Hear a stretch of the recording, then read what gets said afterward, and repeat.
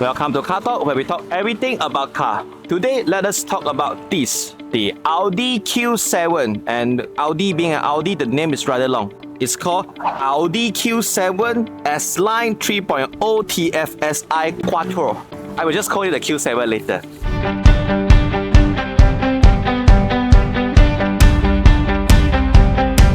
So what you are looking at here is the all-new Audi Q7. Again, I will not call the full name. It's an Audi Q7 with 3.0 litre engine. CKD in Pekan, Pahang. So, in case you do not know, there is another premium brand SUV in Malaysia that are also CKD in Malaysia, namely the Porsche Cayenne and also the BMW X5. This is a competitor for the other two products. So how much is this Q7 CKD selling for in Malaysia? The official MRSP, manufacturer suggested retail pricing, is 482,000 ringgit. 482. Technically speaking, this is a condo or maybe a studio apartment in Kuala Lumpur moving on the road. Before we talk about the interior, the exterior, let's talk about Audi Q7. Do you know what you are looking at here is only the second generation Audi Q7? Yes, Audi Q7 exists for quite some time, and until now, this is only the second generation Audi Q7. The first generation Audi Q7 is the one that started this product.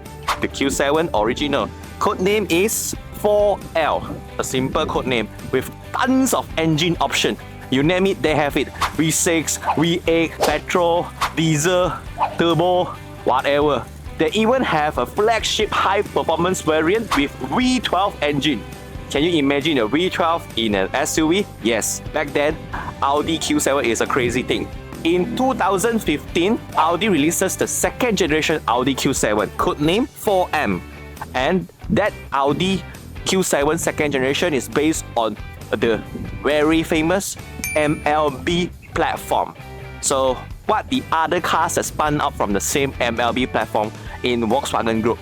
You have Bentayga, the Bentley Bentayga, you have the Volkswagen Touareg, you have the Lamborghini Urus, and also the Porsche Cayenne. So, when you think about it, this is actually I wouldn't call it a poor man, but it's like a premium economy version of Porsche Cayenne. Moving on to the second generation Audi Q7, the engine option is significantly lesser. Of course, they have dropped the V12 variant. Now it only comes with a 2.0 litre, 3.0 litre, V6, 4 litre, V8, and that's about it. What we have here is the middle line 3.0 litre TFSI V6 twin turbo with 48 volt mild hybrid powertrain. The 48 volt, in my opinion, is rather useless. But other than that, it's still a V6 luxury SUV from the premium Audi brand. If you listen to me closely just now, you will notice that I mentioned the first generation Audi Q7 is released in early 2000s. Then the second generation releases in 2015, 2015, which is 10 years ago. So you will be surprising. Come on, this is second generation Audi Q7, really? 10 years already? Wait, Audi actually made a few facelift or a product uplift or renew, whatever you call it. But it's not a brand new Audi. In 2020, they have the first facelift of the second generation Q7, and what we have here is the second facelift, the 2025 brand new facelifted version. So what you get here is not that outdated yet. Globally speaking, it's the latest Q7 that you can buy. In case you do not know, for the Audi Q7, there's only two countries in Asia that CKD Q7 in their country. Our country, Malaysia, in Pekan, Pahang, and also the second one is actually in India. So now let's talk about the exterior design of this Audi Q7 second facelift. So we need to rewind back 10 years ago when Audi just releases the second generation Q7. Guess who's the designer? We actually introduced him in our channel before. He is the current BYD chief designer, Wolfgang Edgar. Yeah, I said it, you heard it. This car is actually planned by the now BYD designer. So you can see there's a lot of the Audi elements that you know about. My editor will post the initial Q7 second generation that launches 10 years ago, the first facelift, pictures for you, the front fascia as a comparison. Looking at the front headlamp design and the front grille, everything is still significantly Audi.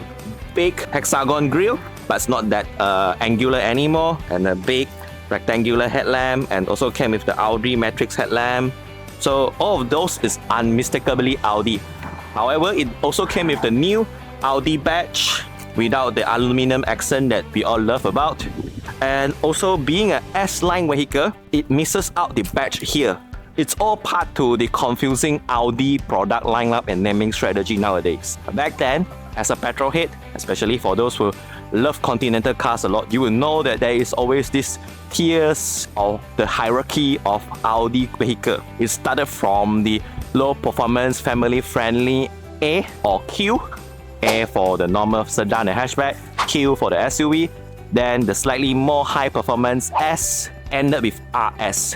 What we have here is actually a mixed mash and a bash of everything. It does have the 3.0 liter TFSI engine from a Q8, a normal Q8, but it also came with all the bits and bits from the S Line package. For example, this blackout grille, a more aggressive front bumper design, a bigger rim, red calipers. Okay, this is an actual fixed 6-spot big brake kits. Then you also have these blackout accents here. Then you have this puddle light with a S logo there.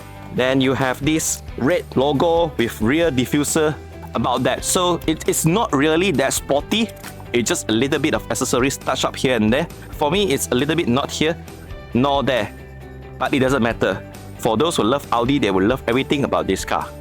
Looking at the side profile, then you will notice that this is a large vehicle. You can even call it a barge. You can look at the side line here, the character line with a very clean folding line. Those are actually the signature design elements of Mugang Edgar back then when he still works with Audi. So what he has planned, it remains until today. And looking at the side profile, it's rather clean, and you can see that there's a small folding line here, a strong character line that goes down to mimic the front fender. Another ones that here go up to mimic the rear fender. So all in all, the side profile is a very clean and a very cool, typical Audi design. This car is also equipped with the S Line wheels, so it looks a little bit sportier and a little bit more aggressive. But ironically, the Audi Q7 is actually the most family-friendly SUV among all the other competitors in the same class. For example, the BMW X5 is only a 5-seater. Not to mention the more expensive brother of this car, the Porsche Cayenne CKD in Malaysia, that is also a 5-seater. For this, it's a full-fledged 7-seater. Hence, you can see how long this car is. If I'm not mistaken, it's close to 5 meters plus. So as I have just mentioned, this is a full-fledged 7-seater. A very big car indeed. The wheelbase itself, it's 2997 millimeter, almost 3 meters. So Audi Malaysia has opted this car with rear wheel steering module to help reducing the turning radius of this vehicle and also enhance the handling of this vehicle. Moving on to the rear design of this vehicle, and you can see that it's just look like any other Audi, unintended with the new logo whatnot. Something that interesting about Audi is, just a fun fact, so you can look at the cutting of the bonnet. You will notice that the tail light, the module is actually hidden on the tailgate. Everything is compiled here, so here is actually a big flat, big slump of nothing, similar to the BMW iX or the other cars. And you can see that the boot space, if you put up the third row, is quite small. So you can understand it's a 5+2 SUV. According to the specification sheet, it does come with this kick sensor for you to open the boot. Oh wow, it does have, see? So yes, in case you do not know, this is the key of Audi. A very nice piece of aluminium, just like all the other part of Audi body. Yes, this Audi Q7 indeed is all made from aluminium. I do have the magnet here from my mic, and you can see that none of them actually stick to the magnet. This is something that Audi is proud of back then, the full aluminium architecture body. Unfortunately, ever since Chinese automotive manufacturer get on it and give their best, give everything to build the fanciest gadgetry on the road, those EV, it seems like nobody care about those mechanical engineering advancement anymore. Nowadays, people are more keen on knowing what is the advancements on your computer's calculation capability, the flops, what's the chip that used in your head unit rather than what's the body made of, what kind of architecture they use, what kind of material they use. In this case, Audi invested heavily on the full aluminium body. In 2025, it seems like not that relevant anymore. If you feel like those wheels are massive, you are right. Because how big is this rim? 22 inches. Those S Line wheels are no joke. So underneath these beautiful S Line wheels, wrapped with Bridgestone Turanza tires, is not so sporty. It's more on the comfort side SUV tires. The tire size is 285/30. 285 centimeter width of tires on all four corners. So you can imagine that this car, when it's time for you to change the tires, hopefully it's okay for you. Then the suspension setup of this vehicle is as usual. The Audi party piece, front and rear, are all double wishbone suspension. Mainly due to the suspension that the car came with. It's not the traditional coil spring and mechanical damper. No, this is actually air suspension. So let's check out the engine boot of this Audi Q7 3.0 liter TFSI. It's quite big actually. Quite a while that I see an engine this size. So underneath this engine bay, there's one big slab of engine cover, but I tried to open that engine cover, but my partner told me not to. You know why? But I can assure you that underneath this big engine cover, it's actual V6 3.0 liter engine.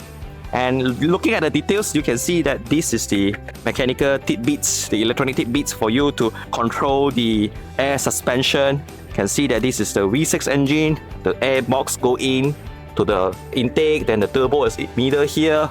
For those of you who love the German automotive world, you like the continental cars, as they said, what RS stands for, what BMW stands for, what Porsche stands for, then you will be in love with this mechanical layout. But let me warn you, even though this car does come with a 48-watt mild hybrid system, which again is rather useless. This V6 3.0 liter engine with twin turbo that can generate up to 340 horsepower and 500 Nm of torque, it's quite a fuel guzzler. According to the official figure from AUDI Malaysia, it consumes as high as 9 liters per 100 km. Is it acceptable? I do not know. So you know that this car with the nice high performance engine inside is not going to save you money. Before we talk about the fuel consumption, you look at the tires and you know. But if you are a pure mechanical engineering fan, you will be admiring how Audi built their cars and how Audi engineered their car. All of this is aluminium. This is the magnet, and you can see all of this is aluminium, where a magnet can't stay. Only this part of the chassis is metal. This is aluminium. So you can tell that how Audi built their car back then is something. It just unfortunately feels a little bit irrelevant today. Audi being Audi, you might be thinking or you might be assuming that this engine, this V6 twin turbo engine, will be mated with the famous DSG gearbox under Volkswagen Group. But no, this car actually mated with another famous gearbox. Presumably you know it from BMW, the X-Speed ZF automatic transmission. It's not the dual clutch transmission.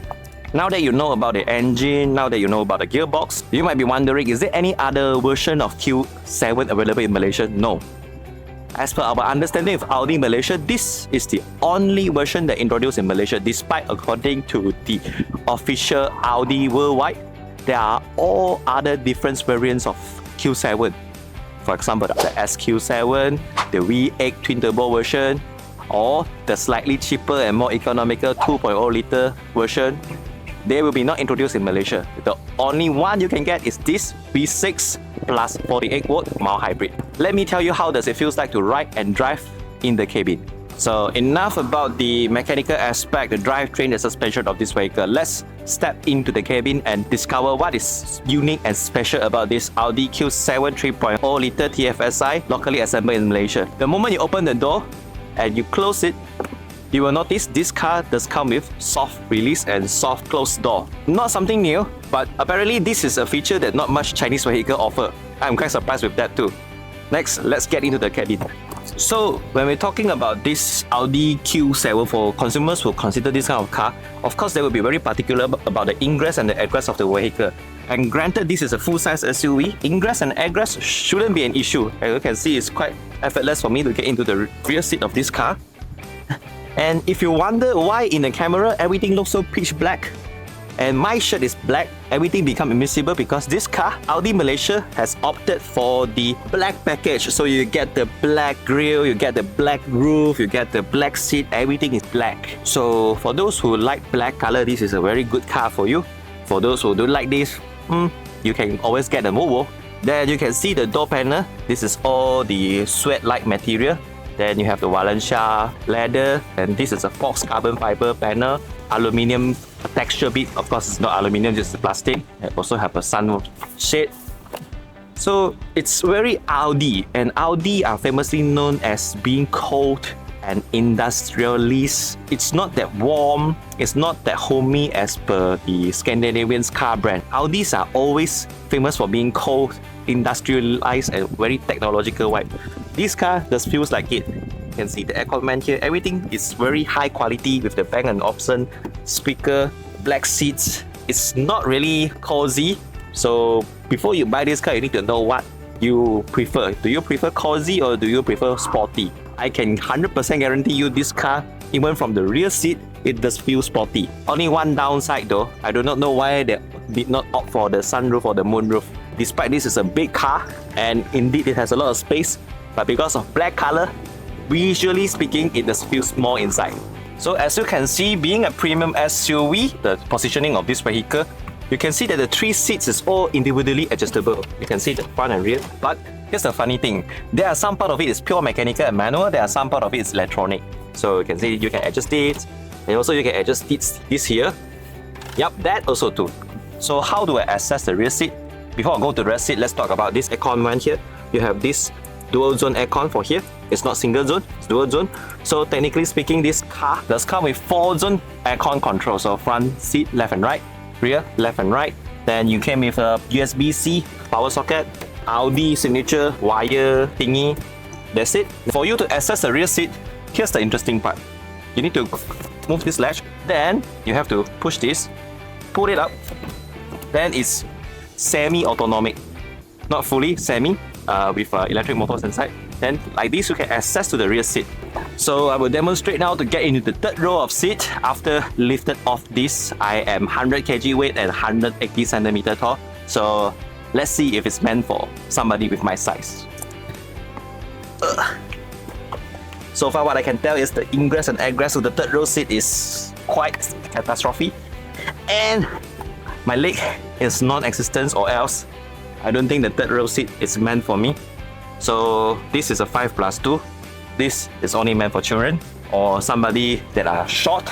Despite there are some parts of here are mechanical adjustable. Here it's electronic adjustable, so you can press this to adjust the seat. As you can see, oops, and go up. So yeah, this is the part that I feel confused about. And you have some very nice quality latch here, cup holders here, and a small exhaust fan here for the cooling vent here. But the aircon vent is still mainly from the main center console, the armrest there, and also the B pillar. So is this an enjoyable third row seat? It depends on how old you are. If you are below 5, no problem. I mean 5 years old. But if you are well developed like an adult like me, nope, definitely not. Once we have done experiencing the third row seat, which is definitely clearly not meant for somebody with my size, we will now demonstrate the second row seat, which is, in my opinion, one of the key selling points of AUDI Q7. And for some reason, I feel like, is this a Honda CR-V? It does feels a little bit CR-V. It's just slightly higher quality CR-V. So let's get on it. And you will notice that the rear seat is massive, and with this, you can easily adjust the angle by here. You can adjust it so you can sit more upright or more inclined. It depends on your preferences. Then it also comes with a very high quality and very tight center armrest here and with this. So when it comes to build quality and the quality of the plastic fit and finish, you can always rely and count on Audi. You can feel everything just feels solid and well built. No doubt on it. But is there any other famous thing or fancy thing on the rear seat, like ventilation seat, or the massage seat on the rear seat here? No, those only reserved for the front seat, the beautiful S Line sport bucket seat or semi-sport bucket seat. So let's get on to the front seat, shall we? So now let's talk about the front seat of this car, which is in other way the best place to enjoy this car. And given a mild hybrid, not a mild hybrid, for me it's still a V6 3.0 litre ICE engine. The opening ceremony or starting ceremony of this vehicle, it's very important. So let's hear how dramatic would it sound. It's a 3.8 litre V6, yo. Let's go.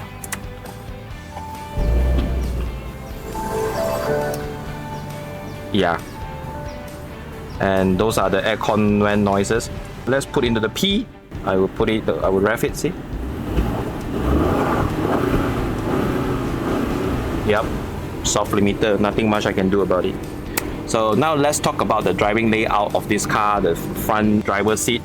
You can see this very beautiful S-Line steering wheel, which I absolutely love.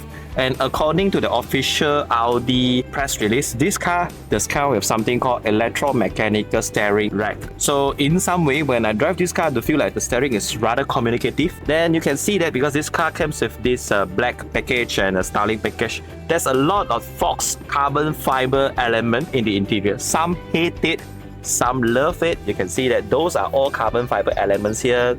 And in the door panel, which is the same at the rear seat. Then you have this very beautiful S-Line Valencia seat with white color stitching. All of this is very Audi, it's very premium in a way. Then you have this Quattro wording here, emblem. But when it comes to 2025, a lot of people are very keen to know about the screen size and the specifications and how fancy it is. In some way, it is not that fancy anymore because Audi has a very long way when it comes to the virtual cockpit, and this car, it still has the virtual cockpit. It's just not that big screen anymore. But in other way, the graphic or the design of that speedometer display instrument is very crisp and clear. There's not much complaint that you can say about the car. You can see that the view, the information, then you can enter the virtual cockpit mode. It's still very Audi. The button is still very clearly, nicely sounded. Very nice tactile here. Yep, high quality. And this. Then you have this. Everything is just very nice. Click and clack. It's just nice. Then you also came with a front ventilated seat and heated seat. And it also came with front seat massage. So how do I access that? You can go to the massage by here. Click the seat and then you go to swipe right to the massage and seat temperature. You can go for hot and cold. So you have this wave, pulse, stretch or rest. So you have massage on the front seat. It's been a while that I see this, but it's only available on the front seat though. So for the left seat, does it have? Yes, it does have. So only these two seats enjoy all the goodies. Rear seat, nah. Other than that, you also came with this our Drive Select, which is a normal feature for all the Audis. It does come with all-road efficiency, dynamic mode. Then you can adjust the air suspension of this vehicle. It does come with a head-up display. Everything is still very Audi. Since this is an Audi, of course, I believe the main key point of this car, to enjoy this car, it's all about the driving. So we will talk about the driving on the road review later. But one thing I can assure you is this beautiful S seat with Valencia leather is one of the best seats I ever seated in. The leather is premium. Then there's quite a number of adjustments here that you can access via here.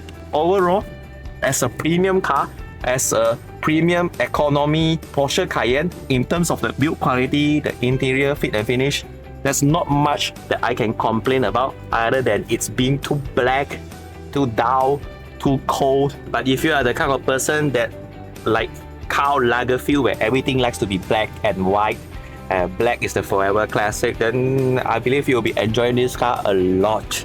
Like a lot.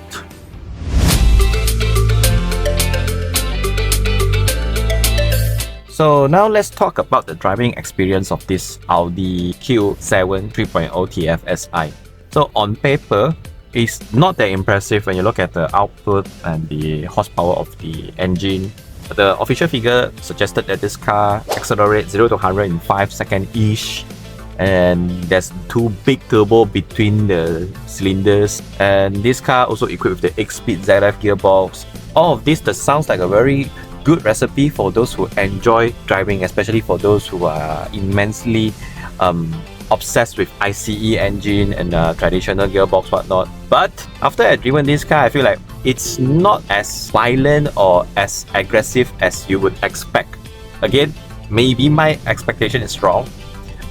It does look very ganas, it does look very aggressive due to the S Line package, and the engine is a V6 twin turbo 3 litre, so by right you are expecting some violent acceleration when you put the vehicle into dynamic mode, and it can snap your neck, it can scare the shit out of you. But no, if you are expecting this car to be a high performance canyon road twister that are agile in body and aggressive in driving, give you all the sensation of driving a fast car, an actual Audi RS kind of feeling, no, this is not. Then when it comes to the acceleration, 0 to 100 in 5 seconds, on paper it does sounds fantastic.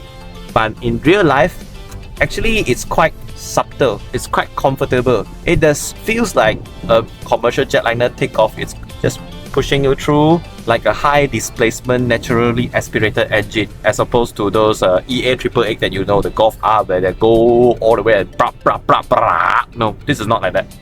This is just...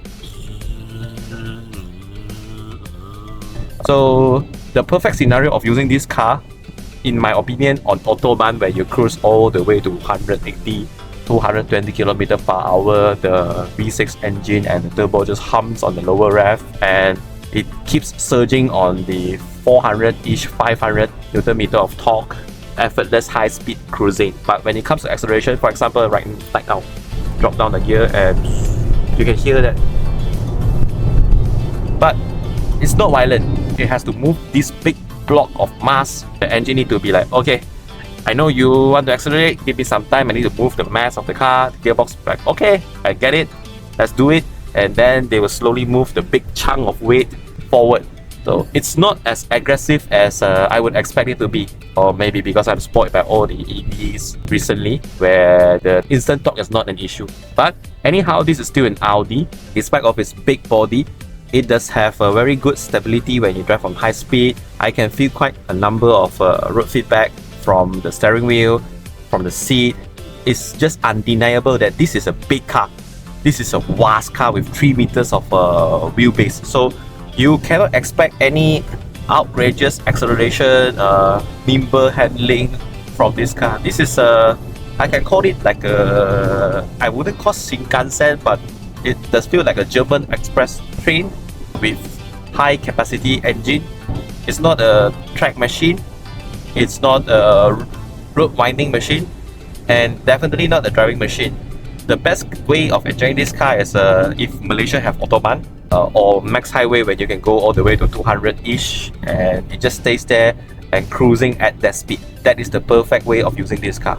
But having said that, this car, given its marketing proposition as a premium SUV, it does have some shortcomings. For example, I believe it's because of the vast tire size. It's 285 in width and 22-inch in size, so the tire noise is quite audible in the cabin. I am not driving that fast right now, it's only 100 km-ish, and I'm quite sure you can hear the tire noise from my microphone.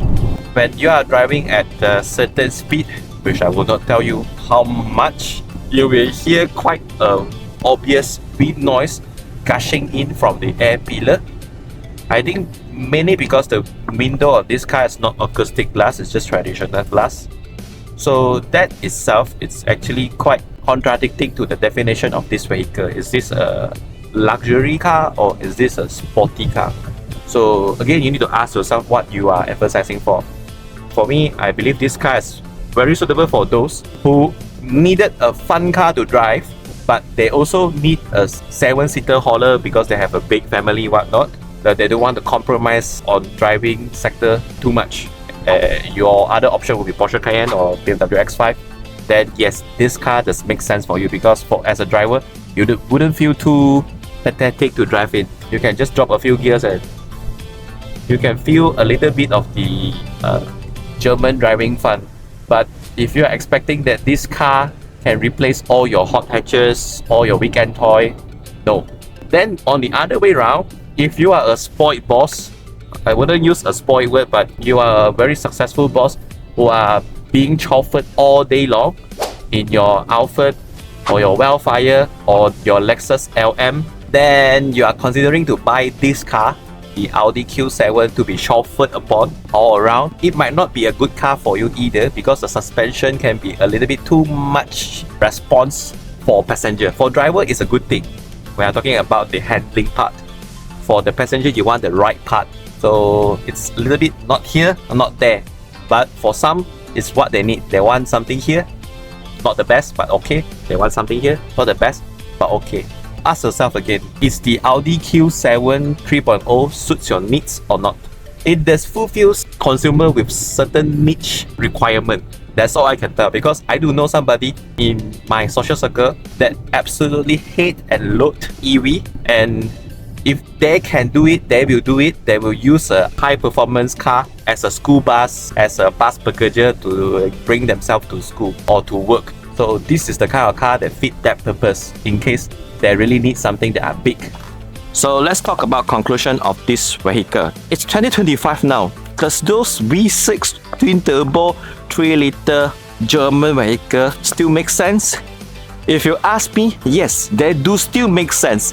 It's just that we have been introduced with a brand new concept of EV, and then there are a lot of Chinese automakers who try to divert you to believe on the other direction. In a way, they are trying to ask you to convert your religion. If you want something that are faster in acceleration, more specifications, more accessories, and more enjoyment, what the Audi and all the other German manufacturers can offer you is the good old mechanical and traditional engineering. For example, the aluminium chassis, the V6 engine, the good fit and finish, the good ride and handling, or the matrix headlamp, all those. Is it really that out of date now? Personally, I don't think so. But again, it's the matter of what religion you are in. Are you in the old school religion, or are you in the new technology EV religion?